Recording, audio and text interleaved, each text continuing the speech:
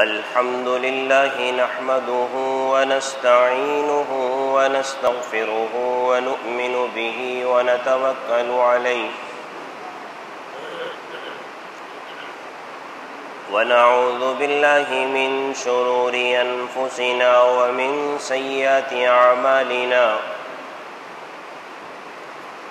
من يهده الله فلا مضل له ومن يضلله فلا هادي له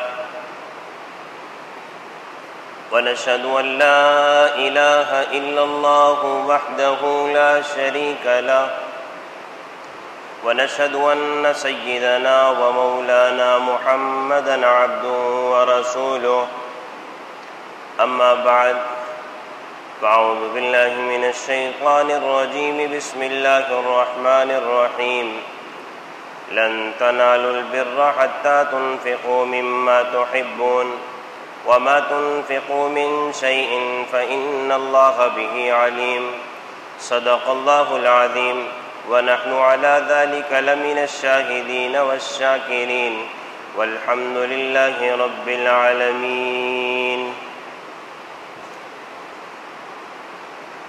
عزیزان محترم اور میرے بزرگ احباب، کلام اللہ کی ایک آیت تلاوت کی، اس سے متعلق اللہ صحیح بات کہنے کی ہمت اور توفیق نصیب فرمائے۔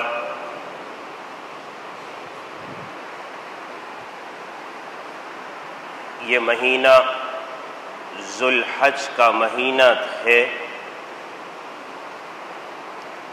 اس ماہ مبارک میں مسلمانوں نے دو عظیم عبادتیں سر انجام دی ہیں۔ ایک اللہ کے واسطے قربانی کی ہے، ایک اللہ کی رضا کے لیے حج کی ادائیگی کی ہے۔ اللہ اپنی بارگاہ میں دنیا بھر کے جتنے مسلمانوں نے ان دونوں عبادت کو سر انجام دیا، محض اپنے فضل و کرم سے شرف قبولیت عطا فرمائے۔ اور یا اللہ ہم کمزور ہیں، بہت ممکن ہے ان عظیم فرائض میں ہم سے کمی ہو گئی ہو، کوتاہی ہو گئی ہو، یا اللہ محض اپنے فضل و کرم سے معاف فرما کر اسے قبول فرما۔ آدمی اللہ کے سامنے اپنے آپ کو ہمیشہ یہی ثابت کرے کہ باری تعالی جو آپ کی عبادت کا حق ہے اس طرح سے ادا کرنے سے میں قاصر ہوں، اور جو کچھ ادا کیا ہے یا اللہ میرا دعویٰ نہیں ہے کہ میں اس میں کامل درجے پر پہنچ چکا ہوں، یا اللہ جو کچھ کیا آپ کے فضل سے کیا، آپ کی توفیق سے کیا، یا اللہ پھر بھی میں اپنے آپ کو قصوروار سمجھتا ہوں، کوتاہ سمجھتا ہوں، اور پھر آپ کے فضل کی طرف دیکھتا ہوں، آپ کے رحم کی طرف دیکھتا ہوں۔ آپ اپنے فضل و کرم سے کمی کوتاہی کو معاف فرما کر میری اس عبادت کو اپنی بارگاہ میں قبولیت عطا فرمائی۔ اور یہ عمل ہمیں نبی اکرم صلی اللہ علیہ وسلم نے سکھایا۔ آپ صلی اللہ علیہ وسلم جب نماز سے فارغ ہو جاتے تھے تو 3 مرتبہ استغفار پڑھنے کا اہتمام کرتے تھے۔ مطلب یہی تھا، اللہ کے نبی صلی اللہ علیہ وسلم اپنی امت کو سبق دے رہے تھے کہ دیکھو اتنی عظیم عبادت تم نے ادا تو کی ہے، لیکن تم اللہ کے سامنے یہ دعویٰ نہ کرنا باری تعالی میں نے تو نماز کا حق ادا کر دیا، تم اپنے نبی کو دیکھو۔ حالانکہ ہمارا تو یہ عقیدہ ہے اللہ کے نبی صلی اللہ علیہ وسلم نماز کے اعلیٰ درجے کو پورا کرنے والے تھے، لیکن ہمارے لیے یہ سبق دے کے چلے گئے کہ عبادت کے بعد گھمنڈ نہ ہو، عبادت کے بعد تکبر نہ ہو، عبادت کے بعد بڑائی نہ ہو، عبادت کے بعد دعویٰ نہ ہو، بلکہ اللہ کے حضور عاجزی ہو، باری تعالی کمزور ہوں، کوتاہی کرنے والا ہوں، آپ کا حق ادا نہیں کرنے والا، آپ کی عبادت کو صحیح طرح سے ادا نہ کرنے والا باری تعالی، لیکن آپ کی رحمت سے نا امید نہیں ہوں، پھر بھی آپ سے کہتا ہوں اپنے فضل سے، اپنے رحم سے، اپنے کرم سے آپ میری اس عبادت کو قبول فرما لیجئے، اور آپ کی رحمت سے میں امید رکھتا ہوں کہ آپ میری عبادت کو خواہ وہ قربانی کی صورت میں ہو، حج کی صورت میں ہو، ضرور شرف قبولیت عطا فرمائیں گے۔ اس لیے کہ اللہ فرماتا ہے میرا بندہ مجھ سے جیسا گمان کرتا ہے نا، میں اس کے ساتھ ویسے ہی پیش آتا ہوں۔ ایسا بھی نہیں ہے کہ اللہ کے حضور استغفار تو کر رہے ہیں لیکن نا امید ہو کر، مایوس ہو کر، یہ بھی مقصد نہیں ہے۔ لا تقنطوا من رحمت اللہ، اللہ کی رحمت سے نا امید مت ہونا اے اللہ کو ماننے والو۔ لہذا باری تعالیٰ کمزوری کا بھی اقرار کرتے ہیں لیکن آپ کی رحمت سے بھرپور امید ہے، اور ہم یہی سمجھتے ہیں کہ آپ نے ہماری عبادت کو اپنے فضل سے اپنی بارگاہ میں قبول کر لیا۔ اللہ کی رحمت سے یہ امید ہونا چاہیے۔ تو اس ماہ مبارک میں مسلمان نے دو عبادتیں سر انجام دی ہیں، ایک قربانی، دوسرا حج۔ یہ قربانی، اس کا تعلق سراسر مال سے ہے، قربانی کا تعلق سراسر مال سے ہے، حج کا تعلق جان سے بھی ہے، مال سے بھی ہے، جان سے بھی ہے، مال سے بھی ہے۔ اور جان کے کھپانے کی جب بات آتی ہے، مال تو یوں جیب سے نکالا ادا کر دیا، لیکن حج کی عبادت میں جب جان لگانے کا وقت آتا ہے تو اللہ ہی اس کو آسان فرماتا ہے۔ کسی کو ڈرانا بھی نہیں چاہیے، لیکن ہر ایک جانتا ہے اس عبادت کی ادائیگی میں جہاں مشقت ہے وہاں لطف بھی ہے، وہاں سرور بھی ہے، وہاں محبت بھی ہے۔ ارے معلوم نہیں کہ وہ عبادت ہم کیسے سر انجام دے دیتے ہیں، ہمارے تو وہم و گمان میں بھی نہیں آتا۔ حاجی یہی کہتا ہے، آپ کو یہاں سے لے کر جناب والا ضیاء الدین چرنگی پیدل بھیجا جائے، آدمی کہتا ہے بھائی یار چنگچی کر لوں، چنگچی کر لوں، اور وہاں سے جناب والا خیموں سے نکل کر، مینا کے خیموں سے نکل کر چلتا رہے چلتا رہے چلتا رہے، صدائیں لگاتے ہوئے لبیک اللہم لبیک لبیک لا شریک لک لبیک ان الحمد والنعمت لک والملک لا شریک لک، یہ صدائیں چلتی چلی جاتی ہیں اور زمین گویا کہ چھٹتی چلی جاتی ہے۔ یہ حاجی آگے بڑھتا چلا جاتا ہے، اور حج سے پہلے جب وہاں کے حج پر لے جانے والے ان مقامات کی زیارت کروانے کے لیے لاتے ہیں تو آدمی کہتا ہے کہ کیا یہاں حج ہوگا؟ ارے اتنی دور جا کر مینا آیا، اتنی دور جا کر رمی کا وقت آیا، یہاں پر جا کر رمی کریں گے؟ گاڑی میں سوار ہوتا ہے، لیکن وہاں پر خیموں سے نکل کر اللہ کی رضا کے لیے پیدل چل رہا ہوتا ہے۔ معلوم نہیں ہوتا یہ فاصلہ کون سی ذات طے کروا رہی ہوتی، کون سی ذات طے کروا رہی ہوتی ہے، آدمی کے علم میں نہیں ہوتا۔ اور حج کے بعد اس سے ذرا پوچھ لیا جائے کہ بھائی آپ کو اتنا میٹر پیدل چلایا گیا ہے، کبھی یقین نہیں کرے گا کہ پتہ ہی نہیں، ہمیں تو معلوم بھی نہیں ہوا، ہمیں تو احساس بھی نہیں ہوا۔ تو در حقیقت ہے تو مشقت، لیکن اللہ کی مدد اور نصرت ایسی شامل حال ہوتی ہے، ایسا معلوم ہوتا ہے ہر حاجی کے ساتھ کوئی فرشتہ مقرر ہے کہ میرے بندے کو حج کرواؤ، میرے بندے کو حج کرواؤ۔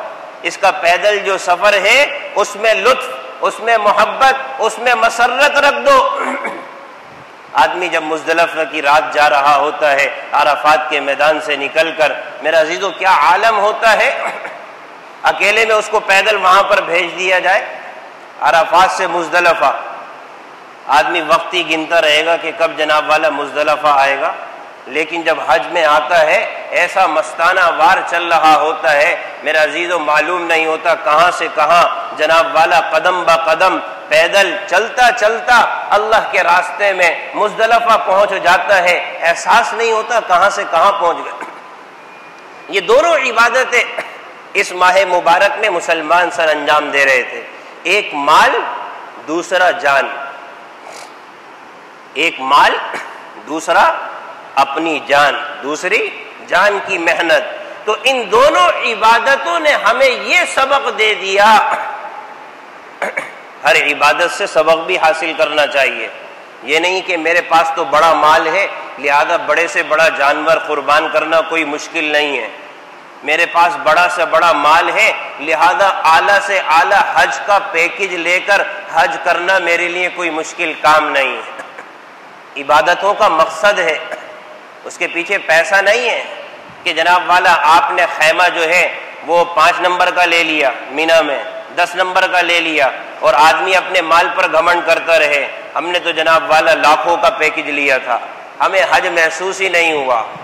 بہرحال اللہ کی دین ہے، لیکن جو لوگ پیدل چلتے ہیں ذرا ان سے پوچھا جائے پیدل چلنے کا کیا سرور ہے، پیدل چلنے میں کیا لطف ہے، پیدل چلنے میں کیا محبتیں ہیں، پیدل چلنے کی جو صدائیں ہوتی ہیں لبیک اللہم لبیک، اس کا کیا لطف ہے وہی جانتا ہے. بہرحال اللہ کی طرف سے آتا ہے، لیکن آدمی اپنے مال پر گھمنڈ نہ کرے ارے ہمارے پاس اتنا مال تھا. نہیں، عبادت کا مقصد ہے آدمی جتنا بڑا جانور قربان کیوں نہ کر لے. یہ نہ دیکھے کہ میرے پاس مال تھا لہذا میں نے چٹکی میں یہ ادا کر لیا. نہیں، یا اللہ اس عبادت کا مقصد مجھے نصیب فرما، اس عبادت کا جو مقصد ہے اس مقصد کے مطابق مجھے زندگی گزارنے کی توفیق نصیب فرما. ایسا نہیں ہے کہ 5 لاکھ روپے خرچ کرنا کیا مشکل تھا. نہیں، اپنے نفس کو سمجھائے، اپنے نفس کو سمجھائے. ایسا نہیں ہے کہ حج میں بڑا مال تھا اعلیٰ سے اعلیٰ پیکج لیا. نہیں، اپنے آپ کو بتائے کہ اگر زندگی میں کبھی کوئی ایسی گھڑی آ جائے جہاں پر مال خرچ کرنے کا شریعت کی طرف سے مطالبہ آ جائے، جہاں پر جان خرچ کرنے کا شریعت کی طرف سے مطالبہ آ جائے، اے عبداللہ، اے عبداللہ، اے اللہ کے بندے، تو نے ہم وقت تیار رہنا ہے کہ ہاں اللہ کی منادی کی آواز پر میں لبیک کہہ کر اللہ کے راستے میں قدم بڑھانے کے لیے تیار ہو جاؤں گا. اللہ کے راستے میں قدم بڑھانے کے لیے تیار ہو جاؤں گا. آدمی مال کو نہ دیکھے. بسا اوقات مال کے ہوتے ہوئے بھی عبادت کا کرنا مشکل ہو جاتا ہے. یہ نہ سمجھے کہ مال بڑا تھا، مال بڑا تھا. یہ قبولیت کے فیصلے اللہ کی طرف سے ہوتے ہیں، یہ توفیق کے فیصلے اللہ کی طرف سے ہوتے ہیں. جتنا مالدار کیوں نہ ہو جائے اپنی بندگی اللہ کو دکھائے، اپنی بندگی دکھائے. ورنہ روایت میں آتا ہے نا، نبی اکرم صلی اللہ علیہ وسلم سے آ کر عرض کر رہا ہے یا رسول اللہ مال کی میرے حق میں دعا فرما دیجئے. آپ صلی اللہ علیہ وسلم نے ارشاد فرمایا تجھے عجیب بات نہیں لگتی جس چیز کو میں پسند نہیں کرتا اس کے حق میں تیرے لیے دعا کر دوں، اس کے حق میں تیرے لیے دعا کر دوں؟ نہیں یا رسول اللہ آپ دعا فرمائیے، مال کا حق ادا کروں گا. بتانا مقصد یہ ہے مال کے ہوتے ہوئے بھی توفیق اللہ ہے، قبولیت اللہ ہے. آدمی اپنے مال پر ناز نہ کرے. مال کے ہوتے ہوئے بھی محروم ہو سکتا ہے، مال کے ہوتے ہوئے بھی حرمان ہو سکتا ہے. یا رسول اللہ آپ دعا فرما دیجئے. آپ نے دعا فرما دی، آپ نے دعا فرما دی. اتنا وافر مال اس کو نصیب ہونا شروع ہو گیا اپنی تجارت، اپنے جانوروں کے ریوڑ اور گلے کے حوالے سے. اتنا کہ جناب والا پہلے فجر، ظہر، عصر، مغرب، عشاء ساری نمازیں پڑھتا تھا مسجد نبوی میں اللہ کے نبی صلی اللہ علیہ وسلم کے ساتھ. اور پھر نوبت یہ آئی کہ جناب والا ظہر اور عصر ختم، صرف فجر، مغرب، عشاء. کہا آپ صلی اللہ علیہ وسلم نے کہاں ہے وہ دعا کروانے والا، کہاں ہے؟ یا رسول اللہ مال اتنا آ گیا ہے، یا رسول اللہ مال اتنا آ گیا ہے اس کی دیکھ بھالی کے اعتبار سے اب وہ مدینہ شہر پر نہیں آ پاتا، لہذا ظہر اور عصر وہیں پر. کہاں پر؟ وہیں پر. پھر مال میں بڑھوتری ہوئی اور نمازیں کم ہونے شروع ہو گئیں. کہاں ہے؟ یا رسول اللہ مال میں اور اضافہ ہو گیا. پھر یہاں تک کہ جمعہ بھی ختم. کہاں ہے؟ یا رسول اللہ مال اتنا پھیل گیا کہ اب اس کو شہر سے باہر کسی جگہ پر یہ کام کرنا پڑ رہا ہے۔ دیکھ رہے ہیں آپ، مال ہے لیکن قبول تو اللہ کی طرف سے ہوگا، فیصلے تو اللہ کی طرف سے ہوں گے۔ آدمی مال ہو کر بھی اپنے آپ کو اللہ کے سامنے بندہ بنا کر رکھے، اللہ کا فقیر بنا کر رکھے، باری تعالیٰ میرے مال سے کچھ نہیں ہوتا، جو کچھ ہوتا ہے آپ کے فضل سے ہوتا ہے، آپ کے فضل سے ہوتا ہے۔ لاکھوں روپے کا جانور قربان کیا، میں کچھ نہیں، میرا مال کچھ نہیں، یا اللہ آپ کا فضل ہے، یا اللہ آپ کا فضل ہے۔ لاکھوں روپے کا حج کا پیکج کر لیا، یا اللہ میں کچھ نہیں، آپ کا فضل ہے۔ ھذا من فضل ربی، یہ تو میرے رب کا فضل ہے۔ آدمی ہمیشہ اللہ کے سامنے، اب دیکھیں مال بڑھتا چلا جا رہا ہے، مال بڑھتا چلا جا رہا ہے، یہاں تک کہ نبی اکرم صلی اللہ علیہ وسلم نے صحابہ کو بھیجا کہ جاؤ زکات لے کر آؤ، زکات لے کر آؤ، جاؤ زکات لے کر آؤ۔ چنانچہ جب صحابہ زکات لینے کے لیے پہنچے تو کیا کہتا ہے، یہ مال میرا ہے، زکات تو تاوان ہے، تاوان، یہ جرمانہ اور تاوان کس بات کا ادا کروں، یہ تو میں نے اپنی محنت سے کمایا ہے۔ قرآن میں اللہ تعالیٰ کہتا ہے نا، اس بندے کا حال یہی ہے کہ جناب والا جب کبھی تکلیف آتی ہے تو ہماری طرف ہاتھ اٹھا کر دعا کرتا ہے، اور جب ہم تکلیف دور کر دیتے ہیں تو کیا کہتا ہے کہ یہ تو میری محنت کا ثمرہ ہے، میری محنت کا ثمرہ ہے۔ اللہ فرماتے ہیں کہ نہیں، بات ساری یہ ہے کہ مال کے فتنے میں مبتلا ہو گیا، مال کے فتنے میں مبتلا ہو گیا، اور جب جناب والا اس نے زکوٰۃ نہیں دی، صحابہ خالی ہاتھ واپس آ گئے، اور پھر جناب والا نبی اکرم صلی اللہ علیہ وسلم نے افسوس کا اظہار کیا، ہلاکت کا اظہار کیا کہ دیکھو مال ہو کر اس کا حق ادا نہیں کر رہا، کل قیامت کے دن یہی مال اس کے لیے وبال کی صورت بنے گا، اور اللہ تعالیٰ اس کو عذاب کی صورت میں تبدیل کر کے کہیں گے ھذا ما کنزتم لانفسکم فذوقوا ما کنتم تکنزون، یہی تمہارا مال ہے جس کو جمع کر کے رکھتے تھے، لہذا آج اسی مال کا مزہ چکھو۔ اللہ عذاب کی صورت میں تبدیل کر دیں گے اس مال کو، اور روایت میں آتا ہے اس کے گلے میں سانپ کی صورت میں لٹکا دیا جائے گا، اور وہ اس کی باچھیں کھینچے گا اور کہے گا کہ میں ہی تیرا مال ہوں جو دنیا میں تو چھپا چھپا کر رکھتا تھا، اس کا حق ادا نہیں کرتا تھا۔ آپ صلی اللہ علیہ وسلم نے جب افسوس کا اظہار کیا تو لوگوں نے جا کر اس کو خبر دی، لوگوں نے جا کر اس کو خبر دی، تیرے لیے اللہ کے نبی صلی اللہ علیہ وسلم نے اتنی بڑی بات کہہ دی، ہلاکت ہے۔ پھر جناب والا بھر کر اللہ کے نبی صلی اللہ علیہ وسلم کی خدمت میں آیا، آ کر کہنے لگا یا رسول اللہ قبول فرما لیجیے، یا رسول اللہ قبول فرما لیجیے۔ آپ نے فرمایا کہ نہیں، اب اللہ کی طرف سے مجھے اجازت نہیں کہ تیرا مال قبول کروں، اللہ کی طرف سے مجھے اجازت نہیں تیرا مال قبول کروں۔ مال کے ہوتے ہوئے زکوٰۃ جو عبادت ہے ادا کرنے سے قاصر ہے اپنے مال پر، کہ میرا مال میں نے کمایا ہے، میری محنت ہے، میں ایسا کر سکتا ہوں۔ اللہ کو یہ میں پسند نہیں ہے، آدمی جو کچھ بھی نکالے ھذا من فضل ربی، ھذا من فضل ربی، یہ میرے رب کا فضل ہے۔ آپ صلی اللہ علیہ وسلم نے قبول نہیں فرمایا، یہاں تک کہ اللہ کے نبی صلی اللہ علیہ وسلم دنیا سے رحلت فرما گئے، حضرت ابوبکر صدیق آئے رضی اللہ عنہ، ان کے پاس مال لے کر آیا، آپ نے فرمایا نبی نے تیرا مال قبول نہیں کیا، ابو بکر بھی تیرا مال اللہ کے راستے میں قبول نہیں کرے گا، تیری زکوٰۃ قبول نہیں کی جائے گی۔ یہاں تک کہ ابوبکر صدیق چلے گئے، حضرت عمر آئے، حضرت عثمان آئے، حضرت علی المرتضی رضی اللہ عنہم آئے، سب کے پاس مال لاتا رہا، سب نے کہا کہ نہیں، ارے ابوبکر نے نہیں کیا تو عمر کیسے قبول کر لے، عمر نے قبول نہیں کیا عثمان کیسے قبول کر لے، عثمان نے قبول نہیں کیا علی کیسے قبول کر لے، ارے یہ سب کیسے قبول کر لیں، اللہ کے نبی نے قبول نہیں کیا۔ لاتا رہا، لے لو لے لو لے لو لے لو، نہیں قبول نہیں، دروازے بند۔ مال کے ہوتے ہوئے زکوٰۃ کا فریضہ دروازہ بند، مال کے ہوتے ہوئے اللہ اس بات پر قدرت رکھتا ہے حج کا دروازہ بند، مال کے ہوتے ہوئے قربانی کا دروازہ بند، مال کے ہوتے ہوئے صدقے کا دروازہ بند، مال کے ہوتے ہوئے زکات کا دروازہ بند۔ جب آدمی تکبر میں آ جاتا ہے نا، اللہ متکبر کو پسند نہیں کرتا۔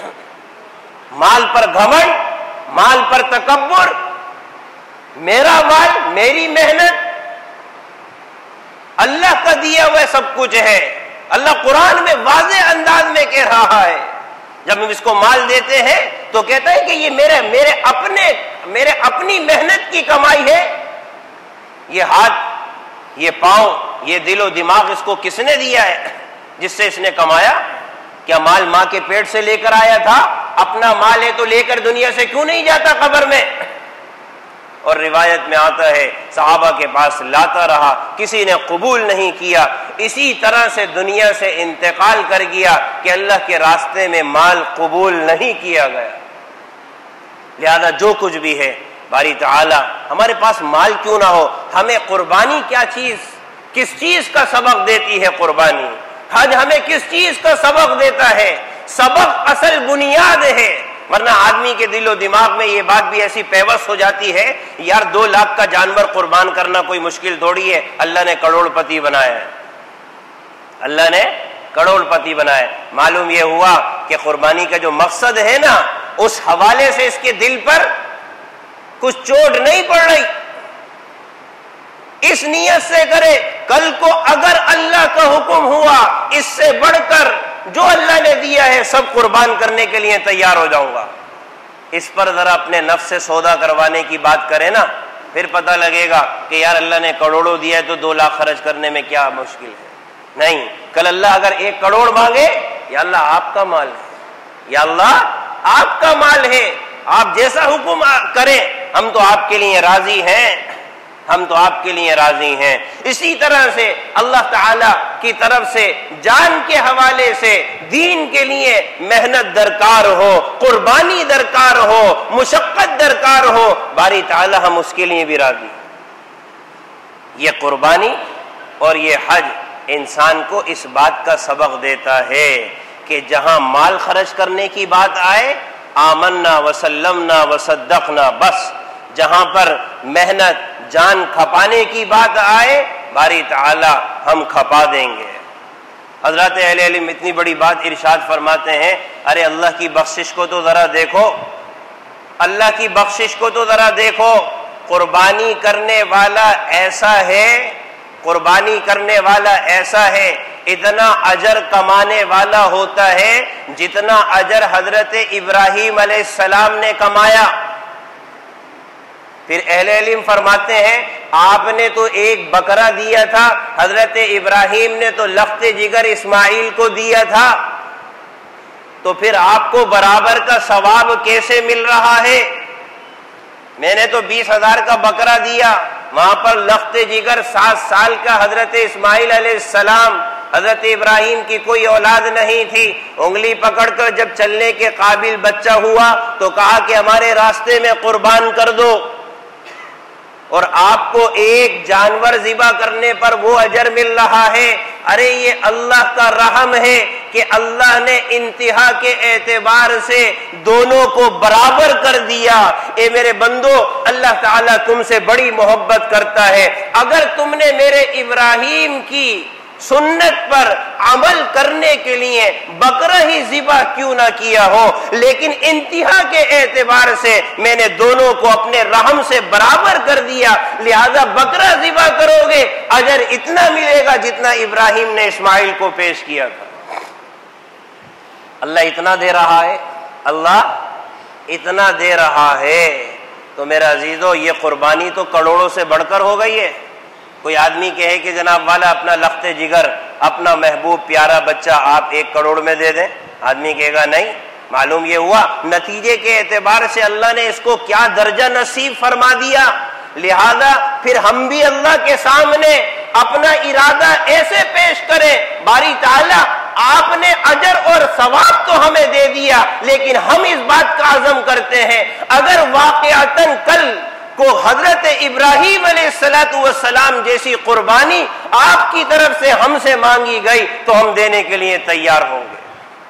جب آپ اجر دینے کے لیے ہمیں تیار ہو گئے، ایک بکرے پر اتنا اجر آپ نے دے دیا، باری تعالیٰ آپ ہم سے بڑی محبت کرتے ہیں، آپ ہمارے لیے خیر چاہتے ہیں، آپ ہمارے لیے بھلائی چاہتے ہیں، یا اللہ ہم آپ کے لیے راضی ہیں، آپ جس میں راضی ہم اس میں راضی، مال دینا ہو مال کے لیے تیار ہے، جان دینی ہو یا اللہ جان دینے کے لیے تیار ہے، لہذا یہ عمل۔ اور دوسری بات جو یہ حج سے اور قربانی سے معلوم ہوتی ہے، اللہ تعالیٰ ارشاد فرما رہے ہیں کہ دیکھو آدمی مال ہے، مال کو ہر ایک سے محبت ہے، کیوں؟ انسان کی ضرورت اس سے وابستہ ہے، آدمی اسی کی طرف مائل ہوتا ہے جس چیز کی انسان کو ضرورت ہوتی ہے۔ حق حلال کے مال کی طرف میلان ہونا یہ قابل مذمت بات نہیں ہے، اس پر کئی بار بات ہو چکی ہے۔ اب پھر بھی جناب والا کیا کر رہا ہے؟ اپنی محبوب چیز اللہ کی رضا کے لیے اللہ کے راستے میں دے رہا ہے، مال کی صورت میں، جان کی صورت میں، پیسوں کی صورت میں، بہرحال دے تو رہا ہے۔ اللہ فرما رہا ہے کہ یاد رکھو اگر کامل نیکی کو پہنچو گے نا تو اپنے محبوب مال کو ہمارے راستے میں دینا پڑے گا، ہمارے راستے میں اپنے محبوب مال کو دینا پڑے گا، پھر کمال درجہ نیکی تمہیں حاصل ہوگی۔ لن تنالوا البر حتى تنفقوا مما تحبون، یاد رکھو نیکی کے کمال کو اسی وقت پہنچو گے جب اپنا محبوب مال اللہ کے راستے میں خرچ کرو، اپنا محبوب مال۔ حضرت ابراہیم علیہ السلام نے اپنا محبوب مال، اولاد سے بڑھ کر کیا محبوب ہے، اولاد سے بڑھ کر کیا محبوب ہے، اپنا مال دے دیا۔ اللہ فرما رہے اگر تم بھی چاہتے ہو کامل نیکی کو پہنچ جاؤ تو محبوب مال اللہ کے راستے میں نکالنے کا جذبہ پیدا کرو، حوصلہ پیدا کرو۔ اللہ کی طرف سے حکم آ گیا۔ روایت میں آتے ہیں نا جب یہ آیت کریمہ نازل ہوئی، حضرت ابو طلحہ رضی اللہ عنہ نبی اکرم صلی اللہ علیہ وسلم کی خدمت میں آئے اور ان کے پاس ایک باغ تھا اور اس باغ میں ایک کنواں تھا۔ نبی اکرم صلی اللہ علیہ وسلم اپنے آپ وہاں پر چل کر حاضر ہوتے ان کے باغ میں اور ان کے کنویں کے قریب آتے، اس کا پانی پیتے، بڑا اللہ کے نبی صلی اللہ علیہ وسلم کو پسند تھا، کنویں کا پانی بڑا میٹھا تھا۔ ارے اس سے بڑھ کر کیا مقدر کی بات ہوگی، نصیب کی بات ہوگی، کسی کے باغ میں اللہ کا نبی آ جائے، خاتم النبیین آ جائے، امام الانبیاء آ جائے، محمد الرسول اللہ اپنے قدموں سے چل کر اس کے باغ میں آ جائے، اس کے کنویں کا پانی پی لے، اس کی جگہ میں آ کر کچھ لمحے ٹھہر جائے اور اس کے پانی کو پسند کا اظہار کرے، اس کے پانی کی طرف شغف اور رغبت کا اظہار کرے، اس سے بڑھ کر کیا نصیب کی بات ہو گئی جب یہ آیت کریمہ نازل ہوئی کہ تم اللہ کے راستے میں اپنے محبوب مال کو خرچ کرو۔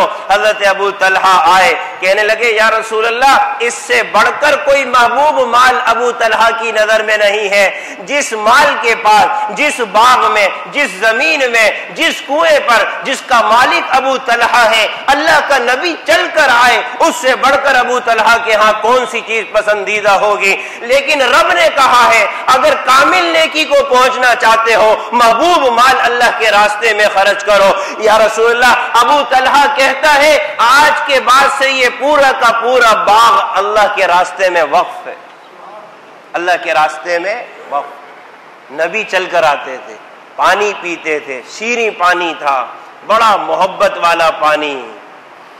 اب جب یہ باغ وقف ہو جائے گا تو اب آپ صلی اللہ علیہ وسلم ابو طلحہ کے باغ میں آنے والے نہیں، ابو طلحہ کے کنویں سے پانی پینے والے نہیں۔ اب یہ نہیں ہوگا ابو طلحہ کا جو کنواں تھا اس کا پانی بڑا میٹھا ہے، اللہ کے نبی صلی اللہ علیہ وسلم کو ابو طلحہ کے کنویں کا پانی بڑا پسند ہے، ساری باتیں حذف، سب ختم۔ لیکن نبی سے بڑھ کر رب نے کیا چاہا؟ اپنے محبوب مال کو اللہ کے راستے میں دو۔ چنانچہ یا رسول اللہ اللہ نے جب حکم ارشاد فرما دیا، اللہ کے حکم کے آگے کچھ نہیں ہے، ابو طلحہ کو اس سے بڑھ کر اور کوئی مال پسند نہیں ہے جس میں نبی حاضری دے آ کر، جس کے کنویں کا پانی نبی پیے۔ یا رسول اللہ اللہ کے راستے میں آپ قبول فرمائیے، آپ قبول فرمائی۔ آپ صلی اللہ علیہ وسلم نے قبول فرمائی اور کہا کہ ابو طلحہ اپنے رشتہ داروں میں اس کو تقسیم کر دو۔ یہ پورا باغ تقسیم ہو گیا، اب ابو طلحہ کا نہیں رہا، اب اللہ کے نبی وہاں پر نہیں آئیں گے، اب ابو طلحہ کے کنویں سے پانی نہیں پیا جائے گا جس کی نسبت ابو طلحہ کی طرف ہو جائے، ساری نسبتیں فضیلتیں ختم۔ لیکن اللہ جس میں راضی ہے ابو طلحہ اس میں راضی ہے، ابو طلحہ۔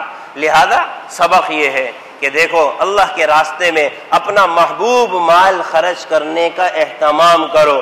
اگر کامل نیکی کو چاہتے ہو اپنے محبوب مال کو اللہ کے راستے میں خرچ کرنے کا اہتمام کرو۔ مما تحبون، تحبون کا مطلب یہ ہے جس مال کی طرف تمہیں رغبت ہو، جس مال کی طرف رغبت ہو۔ اتنی بات سمجھ لی جائے، اگر قابل استعمال مال ہے، ٹھیک ہے مجھے رغبت نہیں ہے، اس مال کو بھی اللہ کے راستے میں دیا جا سکتا ہے، اس لیے کہ غریب کے کام بہرحال آ سکتا ہے۔ لیکن کمال درجے نیکی کو پہنچنے کے لیے وہ مال خرچ کیا جائے جس کی طرف ہمارا میلان ہو، ہماری رغبت ہو، ہماری طبیعت اس کی طرف آ رہی ہو۔ اللہ فرماتا ہے اگر کمال درجے نیکی چاہتے ہو تو یہ کام کرنا، ورنہ اگر ایسا مال جس کی طرف تمہاری رغبت نہیں ہے اس کو بھی خرچ کرو گے، اللہ قبول کرے گا، اللہ اجر دے گا۔ بہت سی چیز ایسی ہے میرے استعمال کے قابل نہیں، کسی کے استعمال کے قابل نہیں، لیکن غریب کے استعمال کے قابل ہے، آدمی اس کو دے دے، اجر اور ثواب ہے۔ ضائع کرنا مقصد نہیں ہے کہ اس کو ضائع کر کے ہلاک کر دے، نہیں، ارے غریب کے کام آ رہا ہے، ٹھیک ہے ہماری رغبت اس کی طرف نہیں رہی، لیکن اللہ کے ساتھ جو معاملات ہے نا، اللہ کے ساتھ جو معاملات ہو رہے ہیں، سودا ہو رہا ہے کمال درجے کا، اللہ فرماتے ہیں میں تو وہ مال کہہ رہا ہوں جو کمال درجے پر آئے، کمال اعلیٰ درجے پر آئے۔ مما، اتنی بات بھی ارشاد فرماتے ہیں، یہ نہ سمجھنا اللہ کے راستے میں نکالنے کے لیے کوئی بہت بڑا مال لا کر دو، مما، تھوڑا سا بھی، تھوڑا سا مال تمہاری نظر میں محبوب ہے، اگرچہ وہ قیمت کے اعتبار سے چھوٹا کیوں نہ ہو، لیکن تمہیں رغبت ہے اس کی طرف۔ اللہ تمہارے دل کو جانتا ہے، تمہارے احوال کو جانتا ہے، تمہارے مال کی اللہ کے ہاں بڑی قدر ہے۔ آپ صلی اللہ علیہ وسلم نے ارشاد فرمایا کہ دیکھو کبھی بھی کسی نیکی کو حقیر نہ سمجھنا، لا تحقرن من المعروف شیئا، وہ نیکی تمہاری نظر میں تو چھوٹی ہو سکتی ہے لیکن اللہ کی نظر میں نیکی چھوٹی، وہ بہت دینے والا ہے۔ روایت میں آتا نبی اکرم صلی اللہ علیہ وسلم نے ارشاد فرمایا تم ایک کھجور کا دانہ، ایک کھجور کا دانہ اللہ کے راستے میں صدقہ کرتے ہو، اللہ اس کی حفاظت کرتا ہے۔ اللہ میرے بندے نے دیا ہے نا، اخلاص سے دیا ہے، اخلاص سے دیا ہے۔ تبھی روایت میں آتا ہے نا، نبی اکرم صلی اللہ علیہ وسلم نے فرمایا نا، جو کسی روزے دار کو افطار کروا دے اس کے لیے ایسا ثواب ہے جیسا کہ روزہ رکھنے والے کو ثواب۔ صحابہ نے کہا یا رسول اللہ ہمارے پاس تو اتنا مال نہیں ہے، پیٹ بھر کر کھانا کھلا دیں۔ آپ نے فرمایا ارے یہ کام نیکی کا ایک کھجور کے دانے سے بھی ادا ہو جائے گا، ایک کھجور کا دانہ۔ اور روایت میں آتا ہے جب تم ایک کھجور کا دانہ جس کی طرف تمہاری رغبت بھی ہے، اعلیٰ سے اعلیٰ بات ہے، تم اس کو پسند بھی کرتے ہو، اخلاص کے ساتھ اللہ کے راستے میں دیا، فرمایا جیسے تم اپنے بچڑے کو پالتے ہو ایسے یہ کھجور کا دانہ اللہ کے ہاں مقام پاتا رہتا ہے، یہاں تک کہ پہاڑ برابر ہو جاتا ہے، اللہ اس کے بقدر تمہیں اجر دیتا ہے، اللہ اس کے بقدر تمہیں اجر دیتا ہے۔ اللہ کے ہاں اس کی بات ہے، لن ینال اللہ لحومها ولا دماؤها ولکن ینالہ التقوی، اللہ دلوں کی صفائی، اخلاص دیکھتا ہے۔ 5 لاکھ کا بچڑا، 10 لاکھ کا، یہ نہیں، دل، اخلاص، اللہ کی رضا، باری تعالیٰ آپ کے لیے کر رہا ہوں بس، دنیا مقصد نہیں ہے، اللہ اس چیز کو دیکھتا ہے۔ اللہ پھر 5 لاکھ پر بھی اجر ہے، پھر 10 لاکھ پر بھی اجر ہے، لیکن اگر دل کی صفائی نہیں ہے، آدمی 1 کروڑ کا بچڑا لے کر آ جائے، اللہ کے ہاں ردی برابر اس کا کوئی مقام نہیں ہے، اس لیے کہ اخلاص، دل کی صفائی نہیں ہے، اللہ اس کو قبول کرتا ہے۔ لہذا آدمی جو کچھ بھی تھوڑا سا تھوڑا مال کیوں نہ ہو اللہ کے راستے میں دے گا، اللہ اس کو قبول کرے گا۔ اس لیے کہ اگر بات ہو جاتی کہ کوئی بڑا مال دو، کوئی بڑا مال دو، بڑا مال تمہاری نظر میں جو محبت والا ہے وہ دو، تو غریب کے پاس تو یہ ہے ہی نہیں، غریب کے پاس تو یہ ہے نہیں، وہ کیا کرے گا؟ وہ کیا کرے گا پھر؟ اللہ کے نبی صلی اللہ علیہ وسلم رحمت للعالمین بنا کر بھیجے گئے، امیر ہو، غریب ہو، فقیر ہو، مالدار ہو، اور جو کچھ بھی ہو، سب کے لیے رحمت، سب کے لیے رحمت ہے آپ صلی اللہ علیہ وسلم۔ تبھی تو روایت میں آتا ہے نا، صحابہ ایسے ایسے سوال کر دیا کرتے تھے، یا رسول اللہ یہ فضیلت جو آپ نے بیان کی ہے کہ کل قیامت کے دن قربانی کرنے والے کا جانور، اس کا گوشت اور خون لایا جائے گا، 70 گنا بڑھا کر نامہ اعمال میں رکھ دیا جائے گا۔ حضرت ابو سعید کہنے لگے یا رسول اللہ یہ فاطمہ، حضرت فاطمہ آپ کی لخت جگر ہے، یہ تو اہل بیت کے لیے فضیلت ہو گئی، کیا عام لوگوں کے لیے بھی فضیلت ہے؟ آپ نے فرمایا کہ ہاں میرے اہل بیت کے لیے خاص ہے، میری ساری امت کے لیے عام ہے، ساری امت کے لیے عام ہے۔ اللہ کے نبی صلی اللہ علیہ وسلم رحمت للعالمین بنا کر بھیجے گئے ہیں، غریب ہو، امیر ہو، فقیر ہو، اور آپ صلی اللہ علیہ وسلم کیا فرما رہے ہیں؟ یا اللہ مسکینوں کی زندگی نصیب فرما، مسکینوں کے ساتھ مجھے معاشرت نصیب فرما، مسکینوں کے حوالے سے مجھے موت نصیب فرما، مسکینوں کے حوالے سے آخرت میں میرا حشر فرما۔ آپ صلی اللہ علیہ وسلم نے دل رکھا ہے، روایت میں آتا ہے نبی اکرم صلی اللہ علیہ وسلم کی خدمت میں غربا ہے، غربا غریب لوگ، کہنے یا رسول اللہ سارا اجر تو یہ امیر لے گئے، حج یہ لوگ کرتے ہیں، عمرہ یہ لوگ کرتے ہیں، زکوٰۃ یہ لوگ دیتے ہیں، صدقہ یہ لوگ کرتے ہیں، اللہ کے راستے میں مال یہ لوگ نکالتے ہیں، یا رسول اللہ ہم کہاں گئے؟ ہمارے پاس مال نہیں ہے، یا رسول اللہ ہم محروم ہو گئے، یا رسول اللہ ہم محروم ہو گئے۔ آپ صلی اللہ علیہ وسلم رحمت للعالمین بنا کر بھیجے گئے ہیں، امیر ہو یا غریب اس امت میں اجر سے محروم نہیں ہو سکتا۔ آپ نے کیا ارشاد فرمایا؟ اگر تمہارے پاس مال نہیں ہے نا، جتنا کام امیروں نے کیا ہے وہ اجر اور ثواب تم کمانا چاہتے ہو، ہر نماز کے بعد 33 مرتبہ سبحان اللہ، 33 مرتبہ الحمدللہ، 34 بار اللہ اکبر کہہ دو، اللہ وہ اجر تمہیں دے گا جو ان کو نصیب ہوا ہے، وہ اجر تمہیں دے گا جو ان کو نصیب ہوا ہے۔ ان کو مال کے ذریعے سے ملا، تمہیں اللہ کی تسبیح کے ذریعے سے ملا، تم نے کہا سبحان اللہ، تم نے کہا الحمدللہ، تم نے کہا اللہ اکبر۔ ایک غریب آدمی اگر قربانی نہیں کر سکتا، روایت میں آتا ہے نبی اکرم صلی اللہ علیہ وسلم نے ارشاد فرمایا 100 مرتبہ اللہ اکبر پڑھ لے، تجھے 100 اونٹ جو اللہ کے راستے میں قربان ہوئے، جس کو اللہ نے قبول بھی کر لیا، اس کا اجر ملے گا۔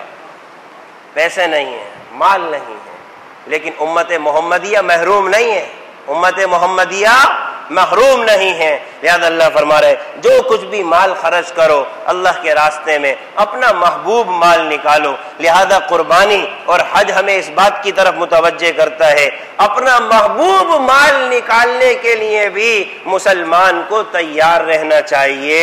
محبوب مال کی قید کوئی بڑا خزانہ نہیں ہے، ایک کھجور کے دانے کے برابر کسی چیز کی آپ کی نظر میں وقعت ہے، محبت ہے، اس کی طرف رغبت ہے، میلان ہے، آپ وہ بھی اللہ کے راستے میں دیں گے نا، اللہ اس کو بھی قبول فرمائے۔ لہذا یہ سارے اسباب قربانی سے ہمیں نصیب ہوتے ہیں۔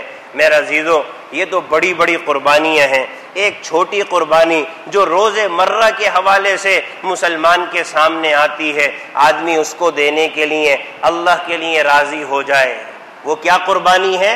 اپنے نفس کی قربانی، اپنی خواہشات کی قربانی۔